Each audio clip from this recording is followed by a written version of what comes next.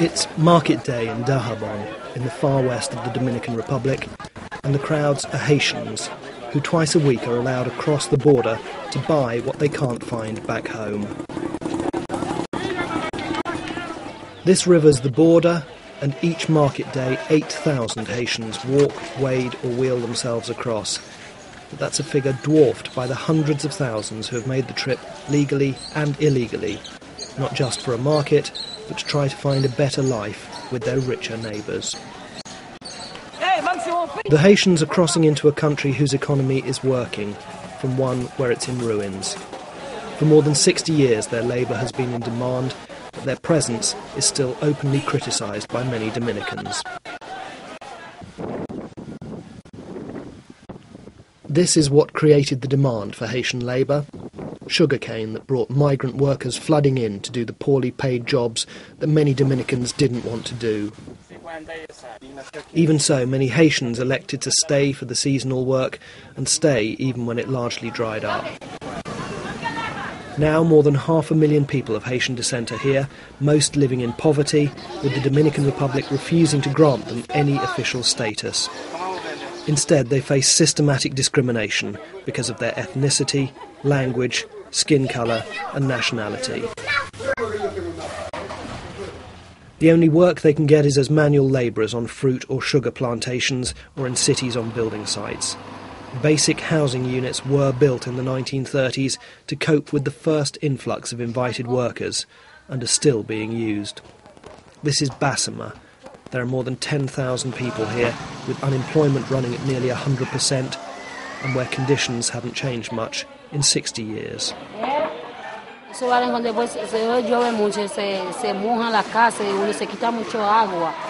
Y eso da mucho frío, se entra adentro también. Uno paría así mismo. Ay, sí. No está muy bueno ese barrio. La situación social de Bassima está un poquito complicada ahora por la falta de empleo. Hay un desempleo que está arropando la comunidad y muchos estén cambiando y metiéndose a corrupción, mucha bebida, muchas cosas, no encuentran en qué entretenerse. Tú puedes observar el techo, que no sirve para nada, porque hace bastante tiempo que lo hicieron. Despite having been born in the Dominican Republic, the prejudice against Haitians means that many here run the risk of arbitrary deportation, as between 20 and 30,000 are every year. Conozco personas, compañera promotora de Valverde Mau, que el año pasado la deportaron,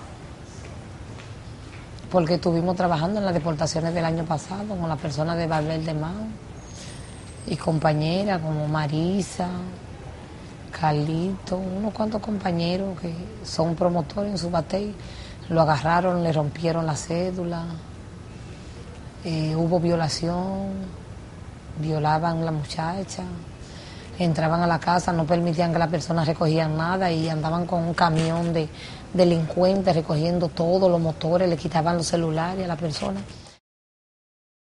Many stay in the slums to reduce the risk of being sent to a country they've never visited and whose language they don't speak. The Dominican authorities use a legal loophole to claim that families that have been in the country for generations are in transit and therefore shouldn't be given citizenship, and without papers, the problems these adults face are not just their own.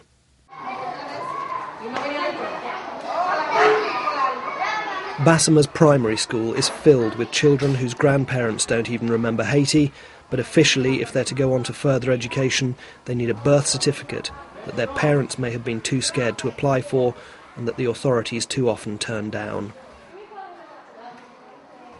Tenemos una cantidad de niños en los batalles que no accesan a la escuela por acta de nacimiento, que sí han nacido en el batey, pero como sus padres son emigrantes y no tienen papeles, no tienen documentos, entonces no le quieren declarar a los niños, en la escuela no te lo aceptan sin acta de nacimiento. La mayoría de veces tienen que ser empleados por una empresa que tenemos en la comunidad que se llama Rep Dominicana, y hasta ahí llegan. O sea que que para un futuro de ellos es un futuro casi incierto. Even though they were born here, children as young as these are being deported every year by a government that's giving in to prejudice and refusing to give people the basic human right of belonging to a country.